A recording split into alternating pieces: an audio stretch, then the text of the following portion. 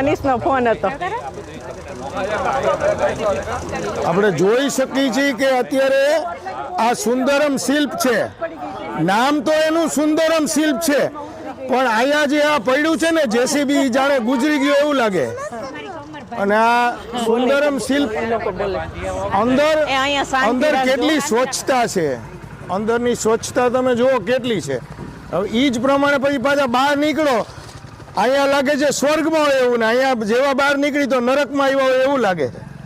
એટલે આ બધા પાપ કર્યા હોય ને, જેવા ફ્લેટની બહાર નીકળે એટલે જાણે કેમ બધાએ કંઈક બહુ મોટા પાપ કર્યા હોય ને નરકમાં કુંભી પાર્ક નરકમાં નાખ્યા હોય બધાને, એવી રીતે એવું અનુભૂતિ થાય. અહીંથી બહાર નીકળે એટલે આ બધા જો દેખાય, આ પાણા દેખાય, આ રોલરે પડ્યું એક, પણ એમાં ડીઝલ નહીં હોય કે માણા નહીં હોય કે સરકારને જે કંઈ વાંધો હોય એ આપણને ખબર નથી. આપણે એ બાબતે કંઈ જાણતા નથી, કારણ કે ઘણીવાર કેવું હોય સરકારને ટેન્ડર મંજૂર થયું હોય ને કોન્ટ્રાક્ટરને પૈસા ન મળતા હોય, પૈસા મળતા હોય કોન્ટ્રાક્ટરને રેગ્યુલર, તો જ એ રોડ રસ્તા પૂરા થાય. પણ હવે સરકાર તો અત્યારે ટેન્ડર ઉપર કામ કરતી સરકાર છે. હવે સરકાર ટેન્ડર ઉપર કામ કરે એટલે રોડ રસ્તા ન બને.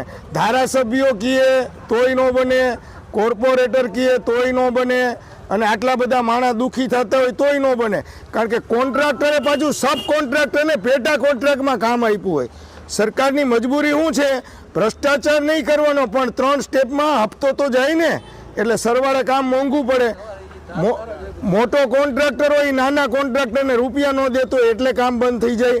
અને પછી ધારાસભ્ય ફોન કરે તો એ કમિશનરને ફોન કરે, કમિશનર કોન્ટ્રાક્ટરને કરે, કોન્ટ્રાક્ટર એના પેટા કોન્ટ્રાક્ટરને કરે, પેટા કોન્ટ્રાક્ટરને પૈસા મોટા કોન્ટ્રાક્ટરે આપ્યા ન હોય, કારણ કે એને બીજે ક્યાંક હપ્તાની લાણી કરી હોય, ક્યાંક ને કંઈક કર્યું હોય, તો એ પાછો હલવાઈ ગયો, એને ઘરમાં ખાવા ખીચડી ન હોય એવું હોય પેટા કોન્ટ્રાક્ટરને, તો જ પછી આ રોડ ન બને. અને આ જેને ખીચડી છે એ બધાને ખીચડી વગરના કરી નાખવાનો પ્લાન હોય એવું લાગે.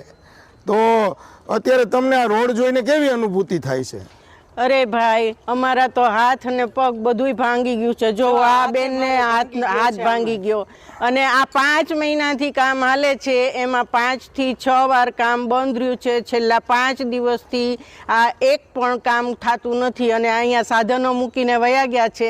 આવડા મોટા મોટા પથરા નાખ્યા છે, એમાં અમારે વેહિકલ લઈને કેવી રીતે જવું? નાના બાળકોને સ્કૂલે જવાનું હોય, જેન્ટ્સને ઓફિસે જવાનું હોય, અમારે દવાખાને જવું છે તો અમે દવાખાને નથી જઈ શકતા. અને અમારે અહીંયા હવે મને તો એવું લાગે છે કે આ માજી અહીંયા જ પડી ગયા હોય એવું તમે વચ્ચે મને કોકે કીધું હતું. હા, તો આ પરિસ્થિતિ આ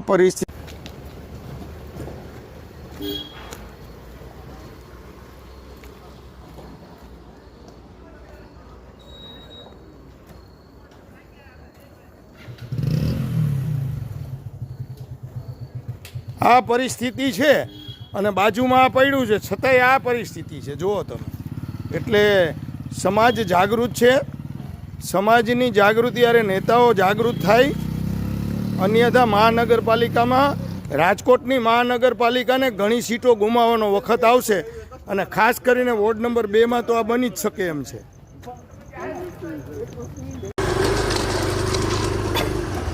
અહીંયા જે વયોવૃદ્ધ લોકો દેખાય છે, સિનિયર સિટીઝન લોકો પણ છે, અને આપણે સમજી શકીએ કે આ રીતે આટલા બધા મોટા પાણા હોય તો સ્વાભાવિક રીતે જો આ લોકો ચાલે છે તો અહીંયા પડી જાય, તો અહીંયા કુંડી છે, હેમરેજ થઈ જાય, અને આ બધી સમસ્યા ઊભી થાય. તો આપણે સિનિયર સિટીઝન છે, આપણે જોઈ શકીએ છીએ કે ઘણા યંગ બહેનો છે. હવે અત્યારે આ જે જમાનો છે ને એ કલિયુગે સંઘ શક્તિ, તો અત્યારે આટલા બધા લોકો એકસાથે ભેગા થયા છે. અને આટલા બધા લોકો એકસાથે શા માટે ભેગા થાય? કે મોટી સમસ્યા હોય એટલે પત્રકારોને બોલાવે. તો તમે આ બાબતે શું કહેશો? બહુ જ ખરાબ રસ્તા છે, જલ્દી કામ પતી જાય. તો તમે આના માટે અરજી કરવા માટે શું કર્યું? કમિશનરને મળવા ગયા હતા? બધાને કીધું, બધાને કોઈ કાંઈ જવાબ ન દે. પણ તમે મને હમણાં કોક એવું બોલ્યું હતું કે ઉપવાસ ઉપર બેહવાના છો, એવો મને મેસેજ ફોનમાં આપ્યા હતા અમારી ચેનલને.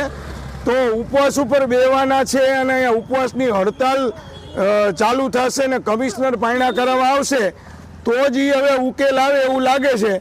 તો પોલીસ ખાતાને પણ આ બાબતની હવે જાણ થશે, કારણ કે ઉપવાસ ઉપર ઉતરો ત્યારે ખાસ કરીને પોલીસ ખાતાને પણ આપણે જાણ કરવાની રહેશે. આટલી મજબૂર પરિસ્થિતિની અંદર આ લોકો એમની સહન શક્તિને ધન્યવાદ છે. આપ શું કહેશો આ બાબતે? ટોટલ જોવો ને કોકડી રસ્તો 1 કિલોમીટર થાય. આ બરાબર 1 કિલોમીટરમાં આ 5.5 મહિના થયા છે. બરાબર પેલા તો ખાડા ખોદી નાખ્યા હતા, બરાબર થોડા આવા પથરા નાખ્યા ઝીણા, પછી આ પથરા નાખીને આ લોકોએ 5 મહિના કાઢી લીધા કે આ અઠવાડિયામાં હાલવા જેવું થઈ જશે, 15 દિવસમાં અઠવાડિયામાં ચાલવા જેવું થઈ જશે, 15 દિવસમાં તમારે હાઈ ક્લાસ રોડ થઈ જશે, ડિઝાઇનના રોડ બનવાના છે. બહુ ઊંચી આશાઓ બતાવી, પણ આ 5 મહિનાથી નથી. આ 15 દિનની વાત તો અલગ રહી. એમને આરતી કરવા તમે કોઈક ધારાસભ્યને બોલાવ્યા હતા, એ કોણ હતું? એ અમારા છે, પણ નામ તો બોલો. હે, દર્શિતાબેન શાહ આવ્યા હતા. તો દર્શિતાબેન શાહ જો તમને તમારી હારે લાગણી ધરાવે છે, એને તો જાણ કરી હોય, પણ મને તો આવા વાંધા લાગે છે કે કોન્ટ્રાક્ટર, પેટા કોન્ટ્રાક્ટર અને કોર્પોરેટરનું પણ વજન રાજકોટમાં ન હોય એવું લાગે છે ને તમને? કોર્પોરેટર ઉપરાંત આના કોઈ અધિકારી ન હોય, કોઈ ઇન્જિનિયર ન હોય, કોઈ નથી. એકઈ વાર જોવા નથી આવ્યું આટલી પરિસ્થિતિમાં. અત્યારે રાજકોટના મ્યુનિસિપલ કમિશનર તુષાર સુમેરા છે, આઈએસ અધિકારી છે, પોતે ઝૂંપડામાં રહેતો હતો સુરેન્દ્રનગરમાં, અને આઈએસની પરીક્ષા પાસ કરીને પોતે કલેક્ટર બન્યો છે અને કમિશનર બન્યો છે. પણ મેં પરિસ્થિતિ જોઈ છે કે રાજકોટના ધારાસભ્યોને ઊભા રાખે છે અને પોતે ખુરશીમાં બેઠો હોય. આવું રાજકોટમાં પહેલી વખત મને જોવા મળ્યું છે. એટલે મને તો લાગે છે કે કમિશનર જ પોતે બોગસ છે, અને કોર્પોરેશન અને મહાનગરપાલિકાની ચૂંટણી જ્યારે આવી રહી છે એવા સમયે સરકારે હિતમાં આ કમિશનરને અહીંથી ખસેડી લેવો જોઈએ. તાત્કાલિક એની દાહોદ કે છોટા ઉદેપુર બદલી કરી દેવી જોઈએ. આદિવાસી વિસ્તારમાં જાય અને આદિવાસીઓ જો એને ગાળો દે તો એને ખબર પડે કમિશનરને આઈએસ ઓફિસર તરીકે અહીંયા ફરજ બજાવે છે, અને મહાનગરપાલિકાની જ્યારે ચૂંટણી આવી રહી છે એવા સમયે જો પ્રજા હેરાન થશે તો મહાનગરપાલિકાની અંદર 100% આ લોકો ભાજપને મત નહીં આપે, તો કમિશનરને અહીંથી આ હિતમાં ખસેડી લેવો જોઈએ. અને મેં તો એવી ખરાબ પરિસ્થિતિ જોઈ છે કે રાજકોટના ધારાસભ્યો ઊભા હોય અને એ પોતે ખુરશીમાં રિવોલ્વિંગ ચેરમાં બેઠો પોતે વાત કરતો હોય. આઈએસ ઓફિસરને તુકારે ન કહેવાય એવો કોઈ નિયમ નથી. એ પણ પ્રજાનો સેવક છે. પ્રજાના સેવક તરીકે એણે ધારાસભ્યોની મર્યાદા રાખવી જોઈએ. મેં દર્શિતાબેન શાહ અને એવા લોકોને મેં જોયા છે કે એ લોકો પણ ઊભા હોય અને એ પોતે નીચે બેઠો હોય, ખુરશીમાં બેઠો હોય. આઈએસ ઓફિસર પ્રજાના ચૂંટાયેલા પ્રતિનિધિની પાસે જ્યારે હોય ત્યારે એને બેસવાનો રાઈટ નથી. એનો મતલબ કાં તો એની તુમારશાહી છે, કાંઈ એનું કોઈ માનતું નથી, કાંઈ માત્ર કાગળ ઉપર ચલાવનારો કલાકાર છે. કાગળિયાની કથા નથી. જ્યારે જનજીવન જાગૃત જીવન હોય ત્યારે એમાં આ સમસ્યા સમજવાની. આપ શું કહેશો આ બાબતે? જલ્દી કરો, બીજું આમાં હેરાન થઈ ગયા અમે બધા. તમને પણ કેટલો ભાવ આવે છે કે તમને પણ વિડીયો ઉતારવાનો ભાવ થયો તો કેટલો બધો ગુસ્સો છે તમને અત્યારે? થાય ને આજ 5 મહિનાથી હજી કામ બંધ ચાલુ છે. દિવાળી પહેલાનું ચાલુ કર્યું છે. દિવાળી પહેલાથી કામ ચાલુ છે, કામ પૂરું નથી કર્યું. તો દિવાળી પહેલાથી કામ ચાલુ છે તો એના માટે તમે લેખિતમાં કોને રજૂઆત કરી?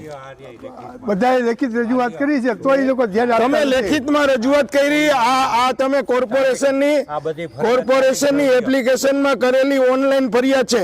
તો જ્યારે તુષાર સુમેરા એમ કહે છે કે લાલ કલરની લાઈન, લીલા કલરની લાઈન, પીળા કલરની લાઈન, વાદળી કલરની લાઈનમાં કમ્પ્લેન કરવી તો જ હું તમને મુલાકાત આપીશ. અલા ભાઈ, તું ક્યાં વડાપ્રધાન છો કે તું પબ્લિકને મુલાકાત નો આપ? તું એક આઈએસ ઓફિસર છો, તું ઝૂંપડામાં રહેતો હતો, તું ગરીબીમાંથી ઉછરીને મોટો થયો છો, તો તું તારા નીચેના માણસોને સમજાવ કે આ કામ કેવી રીતે થાય. તે આવા જે મ્યુનિસિપલ કોર્પોરેશનની વેબસાઇટની અંદર અત્યારે લાલ, લીલી, પીળી લાઈન ને પછી તમને મળવા દઈએ એવું તો વડાપ્રધાન કાર્યાલયમાં હોય, બાકી કંઈ રાજકોટ કમિશનરમાં આવું ન હોવું જોઈએ. આ બાબતે તમારું શું કહેવાનું છે? આવું હોવું જોઈએ બેન? તો તમે આ ઉંમર કેટલી થઈ તમારી અત્યારે? 73 વર્ષના વ્યક્તિ છે. તમે જુઓ, આમાં કોઈ 60 વર્ષના, કોઈ 73 વર્ષના, આટલો બધો સમૂહ ભેગો થયો છે અને લોકો ઈચ્છે છે કે વહેલામાં વહેલી તકે આ સુંદરમ શિલ્પવાળો જે આ રોડ છે, અને આગળથી પણ જ્યારે અમારું વાહન આવતું હતું કે અમે ચાલીને આવતા હતા ત્યારે અમને પડવાનો ભય લાગતો હતો. આપ શું કહેશો આ બાબતે?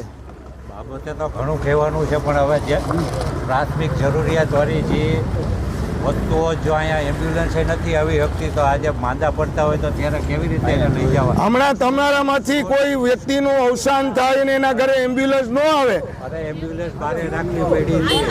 2 દિવસ પહેલાની જ વાત છે. 4 દિવસ શું થયું હતું એવું? વાત છે કે એક જણનું અવસાન થયું અને એમને લાવવાને અને બહાર લઈ જવાને એના પહેલા 2 જણ બીમાર પડ્યા ત્યારે બી એમ્બ્યુલન્સ એકવાર અટકી ગઈ હતી. બહુ તકલીફ થઈ. એ બધી મેન અત્યારે જરૂરિયાત છે. તમારો અત્યારે જે આ વોર્ડ છે એની તમને જાણકારી છે કે આ કયા નંબરનો વોર્ડ છે? મને કાંઈ નથી ખબર. આ કયા નંબરનો વોર્ડ છે એ તમને માહિતી છે આની? 2 નંબર. 2 નંબરના વોર્ડના કોર્પોરેટરો કોણ કોણ છે એના નામ ખબર છે? તો તમને એ પણ જાગૃતિ તમારામાં અભાવ છે. વ્યક્તિગત એ લોકોનો પરામર્શ કરી અને એમને બોલાવો, એને ચા પાણી પીવા બોલાવો ને પછી ગચકાવો. અમે ક્યાં કહી છીએ કે તમે કરો, પણ ખાલી અરજીઓ કરો છો, કાગળ ઉપર કોમ્પ્યુટરમાં કામ નથી થતું. તો અહીંયા ડેપ્યુટી મેયર પણ આ એરિયાના છે અને ડેપ્યુટી મેયર તો ખરેખર બહુ સજ્જન માણસ છે, નરેન્દ્રસિંહ. અને તમે વિચાર કરો કે જિલ્લા પંચાયતમાં જેના બાપુજી આટલું બધું રાજકોટનું સારું કામ કર્યું હોય એ ડેપ્યુટી મેયર પણ બહુ સજ્જન માણસ છે. તો તમે તમારા લાગતા વળગતા કોર્પોરેટરને બોલાવો, આવી અમારી સલાહ છે. પણ તમારા દુઃખ બાબતે હજુ પણ તમે કંઈ કહેવા માંગતા હોય તો જણાવો. રાજકોટમાં એક અધિકારી શું ન કરી શકે. મારી લાઈફમાં મેં જગદીશન સાહેબને જોયા, બરાબર. તો એમણે કેવી રીતે રાજકોટને ડેવલપ કર્યું હતું. બરાબર. અને એક જગદીશન સાહેબ જો આટલું બધું, તેથી અમને ખબર પડી કે કમિશનર કેટલું બધું કામ કરી શકે. અને અહીંયા આટલા દીથી અમે હેરાન થઈ છીએ. અત્યારે કઈ જાતના કમિશનરો આવે છે, કઈ મોટી પોસ્ટવાળા કમિશનરો, ખબર જ નથી પડતી કે જેને આ નાની નાની વાતનું ધ્યાન જ નથી પડતું. તો આ બાબતે હવે તમે લોકો સંકલિત થયા છો અને મહાનગરપાલિકાના પદાધિકારીઓને આ વિડીયોને એટલો બધો શેર કરો કે આ વિડીયો તુષાર સુમેરા નહીં, વડાપ્રધાનના કાર્યાલય નહીં, ભૂપેન્દ્ર પટેલના કાર્યાલય સુધી જાય અને તમને લોકોને વહેલો ન્યાય મળે. અને આ તમારી ઝુંબેશ છે. ઉપવાસ શિબિરની છાવણી ન બનાવવા મારી તમને વિનંતી છે. પણ તેમ છતાંય તમારામાં જે લોકો ઉપવાસ કરવા માગતા હોય એ લોકો પોલીસ ખાતાને લેખિતમાં જાણ કરજો. અને અમને અમારી ચેનલ તમારી વ્યથાને પીએમઓ મોદી ટીવી નામની ચેનલ છે. મોદી સાહેબથી માંડીને બધા લોકો અમને જાણે છે કે અમારી ચેનલ કોઈ પત્રકારિત્વ એવું નથી કરતી કે કોઈને નુકસાન જાય, પણ સરકારની વાત સરકાર સુધી પહોંચાડવી. અમે ખુદ જ મોદી સાહેબના માણસ છીએ, પણ સરકારની વાત સરકાર સુધી પહોંચાડવી એ માનવ ધર્મ છે. અને કોઈને દુઃખની પીડામાંથી મુક્ત કરવા અને એની પ્રત્યે સંવેદના રજૂ કરવી એ લોકશાહીનો અધિકાર છે. તો આ બાબતે આપ શું કહેવા માંગો છો? આમાં શું છે, બાજુમાં પાર્ટી પ્લોટ કોર્પોરેશનનું એ તરત ઊભું થઈ ગયું છે, પણ રોડના હજી ઠેકાણા જ નથી. તો તમને એમાં શેની શંકા લાગે છે? કોર્પોરેશનનો પાર્ટી પ્લોટ ઊભો થયો અને આ નથી થયું તો તમને શંકા શું લાગે છે? તંત્રનું કંઈક એમાં બિનજવાબદાર છે એમ સમજવાનું, બીજું શું? રોડ અચ્છા, તમે એવું કહો છો કે તંત્ર બિનજવાબદાર છે એવું તમને લાગે છે. તો હવે તમે આ બાબતે શું કહેવા માંગશો? સાહેબ અત્યારે પાણીના કનેક્શન બંધ છે. પાણીના કનેક્શન બંધ છે. 4 થી 7. અને આ રોડ બાબતે શું કહો છો? રોડ બાબતે એ જ કહેવાનું છે કે હમણાં ગ્લોબલ સમિટ હતી, એ લોકોનો જે રૂટ હતો ત્યાં રાતોરાત બધી વસ્તુ થઈ ગઈ ને અહીંયા અમે રજૂઆત કરી છીએ તો કે અમારી રીતે જ અમે કામ કરશું, તમે પડો ઊંડી ખાડમાં. આ ઊંડી ખાડમાં જ છીએ. ઊંડી ખાડમાં એવો શબ્દ વાપરે છે. એવું જ થયું ને, આ બીજું શું થયું? ઓકે, તમે બહુ જોઈ શકો સરસ. છો ઊંડી ખાડ જ છે. તો આપણે આ દાદાને પણ પૂછીશું કે તમને અત્યારે કેવો અનુભવ થાય છે અહીંયા રહેવાથી? અનુભવ તો બહુ ખરાબ છે. આ તમે કેટલા લાખનો ફ્લેટ લીધો છે? એ જે લીધો પણ હવે જે છે એની વાત કરું. નાના છોકરાઓ, અમારી છોકરીઓ સ્કૂલના બધા આવે છે રાતના મોડા ઓફિસમાંથી 9, 9:30 વાગે, બરાબર છે. લાઇટના ઠેકાણાથી ઝાડવા વધી ગયા છે, કોઈ કાપવા આવતું નહીં. ઝાડવા લાઇટનો પ્રકાશ પડતો નથી. તો મહાનગરપાલિકાની ઘણી બધી વ્યથાઓ ઘણી બધી વ્યથાઓ છે અને એ વ્યથાઓ આપણે વ્યક્તિ વિશેષ નહીં પણ દરેક વ્યક્તિ પોતાની વ્યથા રજૂ કરે અને અમને જણાવે. શું આપ શું કહેવા માંગો છો? બસ જો અમે આની પહેલા 2 વખત અમે પેપરમાં આપેલું, એની પહેલા પણ વિડીયો કરેલો, પણ આ લોકો શું કામ ડીલે કરે છે ને હજી અમને સમજ નથી પડતી. આ 4 મહિનાથી આમ ને આમ છે.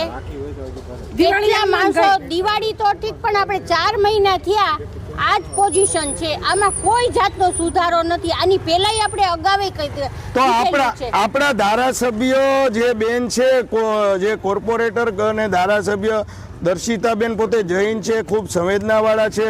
તમારે ત્યાં ગણપતિની આરતીમાં આવેલા હું એમને ત્યાં જે વ્યાસજી છે એમને પણ અમારી ચેનલ મારફતે આ વિડીયો મોકલીશ.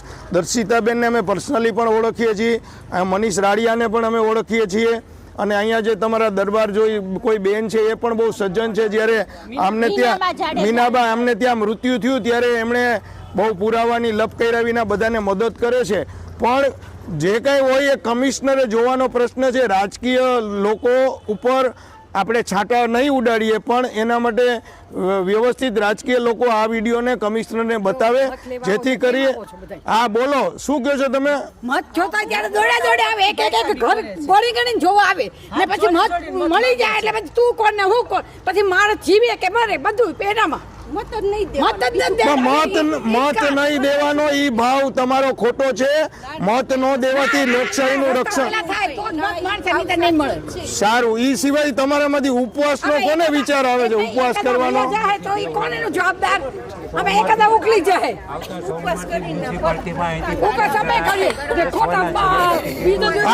આ પ્રેસનો વિડીયો તમે વધુમાં વધુ લોકો સુધી શેર કરો, અને રાજકોટની નહીં દિલ્હીની ચેનલ વાળા પણ આવે અને તમારો વિડીયો લઈને શેર કરે. તમારો બધાનો પીએમઓ મોદી ટીવી વતી હું ખૂબ આભાર વ્યક્ત કરું છું. જી ધન્યવાદ.